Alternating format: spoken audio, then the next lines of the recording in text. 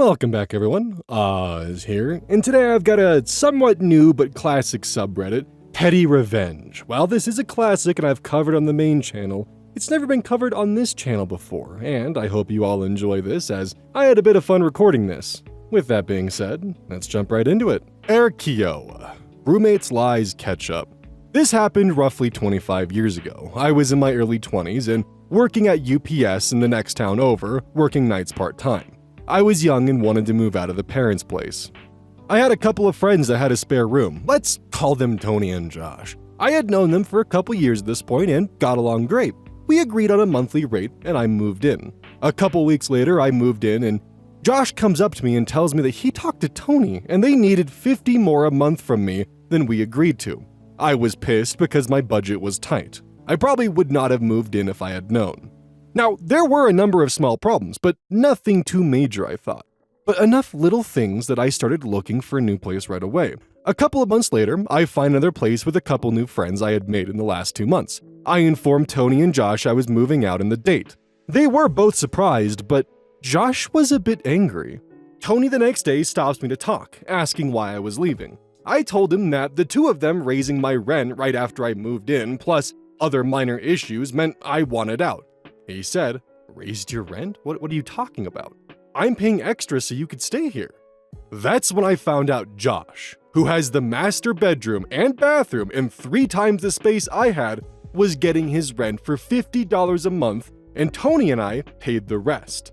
That pissed Tony off, and he moved out the next month. Tony and Josh worked at the same company, so Tony told their boss some of the things that Josh had been doing at work. Josh lost his job, lost his apartment since he had no paying roommates anymore. I only saw him once after that. I don't know if I would personally call this one a petty revenge, as this is more of just karma coming around and doing what it needs to do, because there wasn't any active plotting or scheming. Granted, I'm not complaining. I think it's a good thing that Josh got his comeuppance and kind of got what he deserved on this one, especially because it's super fucking scummy for him to go around and ask both roommates secretly that they need to pay more in rent so he doesn't have to pay nearly as much. That's a fucked up and scummy thing to do, and honestly, yeah, it's probably a good thing he lost his job because who knows what other shitty things he was doing behind the scenes. Thankfully, there is actually a comment below where the OP does elaborate. TightLab100 posted this comment. "When my husband and I were dating, he had a roommate like this, was the leaseholder, had the master bedroom and direct TV with all the bells and whistles, made each of the roommates put a utility into their names and then was charging them all equal rent. Which added up to he got to live for free and all his bills were paid. He also stole and sold several electronics from 2 different roommates, stole food regularly, and spent all his money on his race car, which was a major piece of shit. Well, each of the roommates started wising up and moved out within 2 weeks of each other. He had the audacity to call the cops and say none of them had paid rent or utilities. So, when the cops showed up at each of the new houses, the old roommates provided receipts, so he got in trouble instead and lost the house and had to sell basically everything he owned, LOL. To which OP responded, and this is why the comment was included because OP expanded upon it, "Man, I left out a ton of my story to keep it reasonably short. A short list of things Josh did to me in the 3 or 4 months I was living there. 1. Moved his brother in rent-free with the job of cleaning, except I got chewed out by Josh for not helping his brother. 2. Josh, while I was there, started training for wrestling. One day before work, I went shopping. It was supposed to be my groceries for a week. I get home after work and it was all eaten by his wrestling buddies. I did not even get a sorry. 3. He would smoke so much weed that one day I thought the apartment was on fire when I opened the door. 4. I had to put a towel under my bedroom door, the smoke was so thick. Dude was hotboxing the apartment, holy shit. 5. I was banned from going into his room because I had long hair. 6. In the 4 months I lived there, the power got turned off twice and he was angry at me for not paying the man at the door to keep the power on with my own money.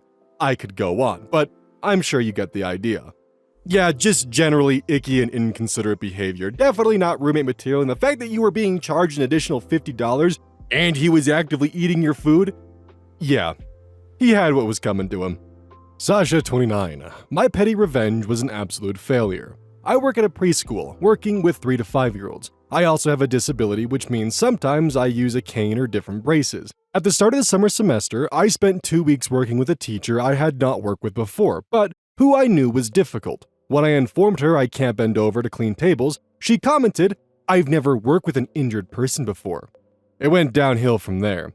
I'm not a petty person, but 2 weeks of ableist comments will make anyone angry. So, while she was out of her room for a conference, I made my petty move.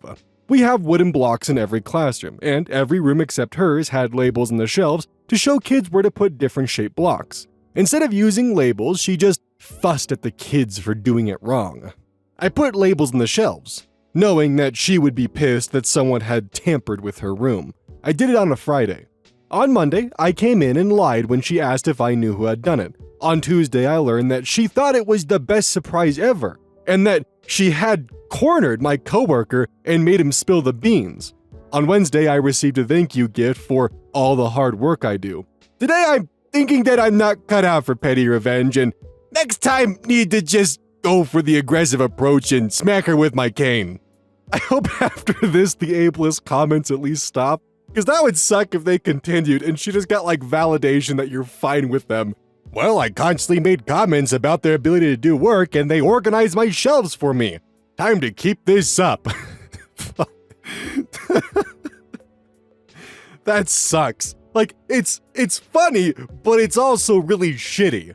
On a side note, I don't know if I'm just overanalyzing this, I do wonder if the petty and shitty comments come from the fact that she's very well aware that she herself is lazy, hence the shelving condition, and upon encountering someone who has a valid reason for being unable to do work, has to make shitty comments surrounding it. That's kind of why I believe that she had the reaction of being excited when the shelves were actually properly organized, because that proves that it wasn't a personal preference to not have labels attached to things, it was a methodology of laziness, and when it was done for her, it was a nice surprise. I might be overanalyzing, but that's my thought attached to it. Crow Lexing. Revenge potato after tracking tag found.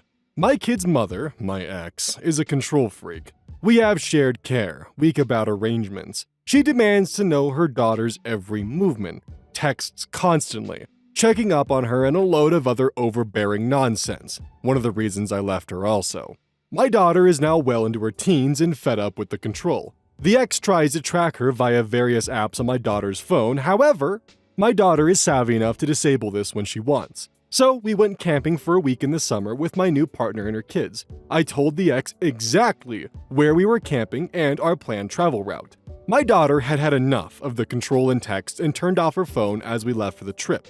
We had to detour a bit due to roadworks, and soon I got a text from the ex demanding to know where we were going and why our daughter wasn't responding. I was surprised she knew we were off track a bit. Once we get to camp, we go looking and, sure enough, find an AirTag hidden in my daughter's bag. Both myself and my daughter were pretty unimpressed and almost dumped it in the garbage. Instead, we decided to have some fun. We were camping in a small town with a post office. We bought a large potato on which my daughter drew an angry face, put the AirTag and the potato inside a sealed post bag, and posted it to her mother. Over the next 6 days of camping, I received a series of increasingly agitated calls and texts from the ex about our whereabouts. She was freaking out as the tag traveled from a remote town through another state and slowly back to her address. A week goes by fast and we head home, drop the kids off to their mothers, and almost forgot about the package as it hadn't arrived apparently. A few days later, I got an excited call from my daughter, who was grounded. The post bag had turned up at least a couple of weeks after sending. The potato had gone bad and turned to a foul-smelling mush in the bag, and upon opening, had spilled on the living room carpet, leaving a rotten mess with an AirTag in the middle. Even better, it was the ex who opened it. I wish I had been there to see her face. Apparently, it was worth the grounding. The ex still tries to control and track my kids, but doesn't have much luck. I don't think I really need to go on a rant or tangent about how unhinged the mother's behavior is in this scenario, because it most certainly is. I could understand wanting update and location updates when your child is out on their own and perhaps going to a friend's house or going out for the night, but when they are with the other parent, that is an entirely different ballpark to be playing in, because you're dealing with custody, you're dealing with other court shenanigans, there's a lot more at play with that, and it is genuinely just really creepy, on top of a lot of other red flags that I can't even begin to pick apart and identify. The only part I found a little amusing is the daughter's ability to pull the tracking software off of their phone. It kind of just reminded me of some of the old days when I was younger and my dad tried putting parental software on my computer, and I don't know if he knows this, but it didn't work. Well, the software worked, but instead of actually abiding by the grounding, because I didn't have straight A's, I just learned how to break the software. What I did was I reassigned sticky keys to become a command prompt window with administrator privileges, so when I was at the login screen, I could just press shift 5 times and open up a command prompt window, and then using that, I was able to create a new user with admin access because a bunch of different loopholes I had to jump through, and from that, I was able to get in there, remove the software by pulling its damn DLL files out of it so the software couldn't properly run, and boom, I had access to the computer again. And when my dad had to go and check on the software, I would just drag the DLLs back in and he'd be none the wiser. He probably knew that I had figured out how to break the software, but to this day, I don't know if it was kind of a catch-22 where it's like, you fell into the trap, now you know a lot about computers and you can fix mine for me. Or if it was something where it was a genuinely failed attempt at, I don't know. Long story short, overly restrictive parental software will either lead to the kid abiding by it, or they will slowly learn how to use a computer in a very efficient and scary way, and could end up paving themselves into a new career path. That's what happened with me until YouTube started taking off. This one's posted by Seriously Meowing. That is probably the best name I've ever heard. I'm a 30-year-old Tattle Tale. Too long didn't read, a kid kept kicking my house for months, and I finally caught him and told on him to his mother. So my husband and I kept hearing a bang in the evening at random hours, between about 6 to 10 p.m. It would wake us up sometimes or get our dogs going crazy. We had no idea what it was. I even called out a plumber since we've had some plumbing issues in the past and didn't know what else it could be. But finally, the Ring camera caught something. A young boy, probably between 8 or 11, was running up and kicking our house, like hard. This bang was so loud I thought it was our trash cans knocking into the house or a bad plumbing issue. But a goddamn kid deciding to do karate kicks and outrun my Ring camera was not what I expected. Okay, so I decided to do a few things. Put up a motion light, which I almost fell off a ladder doing and broke another light in the process. Between this and the plumber coming out, I'm in about $200 because of this little fucker. So second, I wrote a note and taped it to the glass. He seemed tall enough to read. The note said, "To the child kicking our door, we know who you are. We have you on camera every time. We told your parents. We will contact the police next time. Please stop scaring our dogs." I'm bluffing because I want him to stop. I cannot figure out his motive except to cause chaos in my household, so I need to try to scare him. So, last 2 weeks, nothing. I figured my note and light worked and the fucker was scared. I took the note down last night. Then tonight, bang! The loudest one yet. What the fuck? I go outside because I'm mad now. And I see a children's mermaid kickball in my front yard. I'm keeping it. The fucker kicked it into my car. I see no kids. I'm so angry. I kick the ball into my fenced backyard and go back inside. About 30 minutes go by and I hear another bang. I look out the window and I see this little bastard running down the street laughing. I am furious. I'm about the size of Sydney Sweeney, if she was also an Adam Sandler type woman. I'm wearing cute polka dot Victoria's Secret PJs and I just did my everything shower with an at-home blowout. I'm in no mood. I push my husband out of the way and put on my running sneakers with no socks. I book it down the street and I see this little shit stain run inside a house. I run up the driveway and kindly question some younger girls, his sisters, to find out where his parents were. They said his mom was in the backyard. I went back there and told her straight up, "Your son has been kicking my house for 2 months. I have it on video. He's scaring my dogs. Ask him to stop." She said okay, and thank you. I said thank you and left. As I walked home, I see my husband running up to me because he didn't know where I went. I told him I handled it. Then, as if on cue, I hear the loud whining of what sounded like a boy between 8 and 11 finally getting justice served. I've never met this kid in my life. I want to know why. Why did he target us? Did I wrong him, or was he just like a random crazy kid? Sometimes life is chaos. Look, kids crave rule breaking and chaos. It's why ding-dong ditching is a thing. Basically, probably what happened, this little goblin realized like, oh, I can be a nuisance, do bad things, and totally get away with it, and no one's going to know. Probably thought there wouldn't be any repercussions, and well, he was wrong. Truth honestly being, sometimes if kids just want to be bastards and they want to get away with it, they'll probably just target a poor unsuspecting neighbor. Where the kid went wrong is he chose a house that was literally down the street. Gotta be strategic about it. Gotta pick a house that's around the corner and down the block a little bit. One where they're not gonna follow you that far. One where you can easily sprint away and cut through the cross streets and just simply vanish. Look, when I was a kid, I was a delinquent, okay? I went to an army surplus store when I was 12 years old. I bought a secondhand ghillie suit, and I used to go ding-dong ditching in that.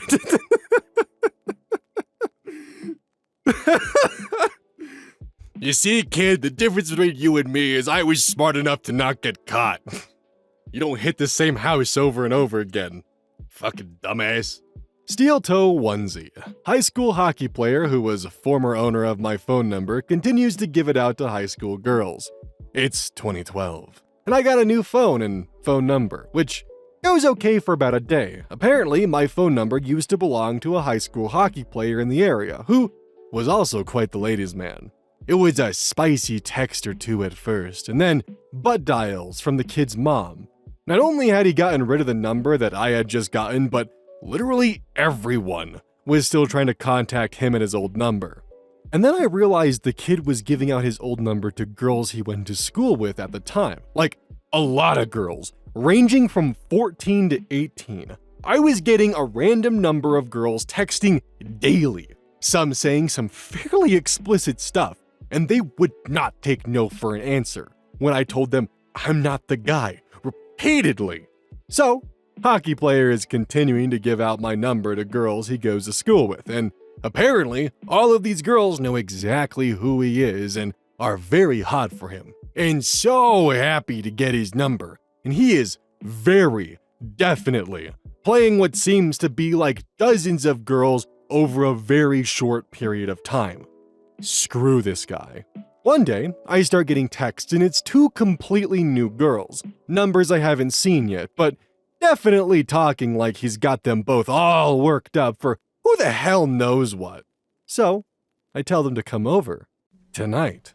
Do I give them an address? Nope. Just come over to my place. Be there at 6 p.m. Where did they go? I have no idea. But they seem to both know the address already, though. I didn't hear from anyone after that. So, in all seriousness, how the hell does he explain that? Like, he gives them that number. That number tells them to show up to his house. No, it wasn't me that texted you that. It was someone else. But you gave me that number. Yeah, but like, I didn't tell you to do that. Why'd you give me the number that's not yours? And why are you doing it to multiple girls? Like, how does he walk out of that one? He got so bamboozled. Oh, that's good. He probably definitely deserved that reality check too. Considering the fact that he was going after freshmen and seniors alike, yeah, dude was a creep and a scumbag. Hollywood Alfie. 18 years after being pelted by yogurt, I returned the favor. The day before graduation my junior year, I was in the cafeteria waiting for the bell to ring for the end of lunch. It was common for students to start lining up at the doors waiting for the bell. I usually didn't, and would just wait in my seat with my friends. The bell rang and I was about to stand up when I was clobbered on the side of my head with an open Trix yogurt. Everyone was leaving and there was no indication as to who threw it. My friends helped me clean it off as much as possible and I stopped at the bathroom to try to wash it out. I got most of it out, but I had to hurry out to the football field for band practice. The band was practicing for the graduation ceremony the next day. So, at noon, on the wide open football field, the rest of the yogurt baked into my hair, and I was scratching dried yogurt out of my hair until I could shower. 15 years later. I'm sitting at the table with my cousins at my aunt's house. My younger cousin was talking about all the immature things he used to do in high school, including opening the Trix yogurts and tossing them over his shoulder. I said, "That was you?" I then proceeded to tell the story of my ordeal while he busts a gut laughing at my misfortune. So 15 years after it happened, I found my yogurt pelter, and it was my annoying younger cousin. For the past 3 years, at every get-together, he calls me over to tell the new person the yogurt story. So, I've been planning for the past year to get my revenge by taking a yogurt and smashing it onto his head. Tonight, at the seafood boil my family threw, I got my revenge. While he was sitting at the table cracking open crab legs, I took the yogurt, came up behind him, and enjoyed smashing it all over his head. I rubbed it in and went all down the side of his head, into his beard and onto his shirt. Then I leaned down and told him, "We're even now." Too long didn't read. 18 years ago, I was hit with a yogurt at school. Didn't know who it was. 15 years after, I found out it was my cousin. He tortured me with it for 3 years, so I smashed yogurt on his head to make us even. What kind of fucking ghoul opens a yogurt packet and throws it over their head? Like, what the hell, dude? Honestly, what you should have done is grab one of those big tubs of Greek yogurt and just dumped it on his head and just, oh god, what was that one video? That little baby's ice cream, this is a special time video, where he's just like covered head to toe in the ice cream and rubbing it into his skin with a spoon. Should have done that to him with the big tub of yogurt. That would have probably made things even closer to being even. Vast Philosopher, 164. Neighbors. 3 years ago, the house behind me across the alley sold to a gentleman and his wife. The gentleman is a handy guy and said he was going to be trimming the trees in their new property gradually. He asked if we minded him using the garbage dumpster to throw away the smaller branches. No problem. Just don't overfill it where we can't use it, and make sure not to leave branches on my side of the alley that separates our property. For 3 years. During spring, summer, and fall time, we have had to deal with branches left on my side of the alley, the part that I have to maintain. I've just been disposing of them in the dumpster like he should be. Today, I go to mow and maintain my section of the alley. It is filled with branches and tree clippings to the point that I could not have put them all in the dumpster. His side of the alley was freshly mowed and looked very nice. Mine looked like someone should be calling code enforcement because of all his tree trimmings. Cue the petty side of me. I stacked all the large branches up against his gate and then pulled every bit of the tree trimmings and smaller branches on those. Took me like a good hour to get them all over there in position. Stacked them in such a way that when the gates open, they would fall and block their access to the alley. They will have to drive around to the backside to clean them up, or stack them all inside their yard to get to the alley to dispose of them. It'll be his choice. I've pointed one of my security cameras towards that area, so hopefully I can watch what he decides to do. I'm hoping that the gentleman has enough gall to come and ask me about them. This'll happen on my property if he would like to talk about it. I tried looking for an update, but there's nothing there, unfortunately. I really do wonder if there was any kind of confrontation and if they came to his door or not to ask what the hell was going on, but at the same time, OP was generous enough to give them access to the dumpster, and they chose to leave a bunch of random shit on their property for them to clean up themselves, especially when he made the mess. Honestly, probably should have just revoked access to the dumpster. If they're gonna make a mess and not clean up after it, they shouldn't have access to it. But this is kind of an oddly satisfying way to deal with a situation like this. Hopefully there's no dangerous blowback, and yeah, if there was a code inspector or perhaps even some kind of weird like HOA in place, that could have been a fine. And that would have sucked. Fishy's Rule. Pettiest revenge on embarrassing parent. We've all experienced the embarrassing parent. Many have had one, some have experienced it firsthand. The public display of affection was the worst for me. My mom used to take great pride in telling me she loved me in front of my friends. She'd tell them stories that were funny, but as a teen, made you want the earth to open up and swallow you whole. Fast forward to me being 38. I get along well with my mom. She's unironically my best friend. Every conversation ends with mutual "I love you." I'm working in a supermarket, moving stuff around in a section. Mom has been away for a week and she happens to stop by in the place that I'm working. She spots my car, decides she wants to say hello, and comes and finds me. I'm up on a step, faced first in the shelves. She approaches and gives a quiet "excuse me." I'm always getting asked for help, so I put my customer service face, step down and turn around. I give her a hug and a kiss, we have a short chat, and I get back to work. When she reaches the end of the aisle, I'm on the step, head above the shelves. I yell out, "Hey!" Mom stops and turns. "I love you!" Sing-song. So loud. People 2 aisles over heard it. Mom went red in the face, looks at the ground and mutters, just loud enough for me to hear, "I love you too." I still laugh at it.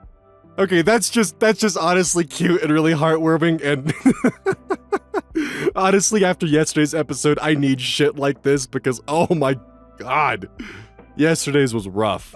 This one's just really cute, and I couldn't help but sharing it because it honestly made me feel a lot better, and I hope it did the same for y'all.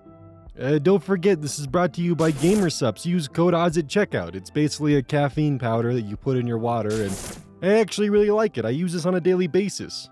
Don't forget that every purchase you make using code OZ directly supports the channel. And if you want a personal recommendation from me, I would either recommend the Soda Pressing Pear or Dragon Fruit Punch.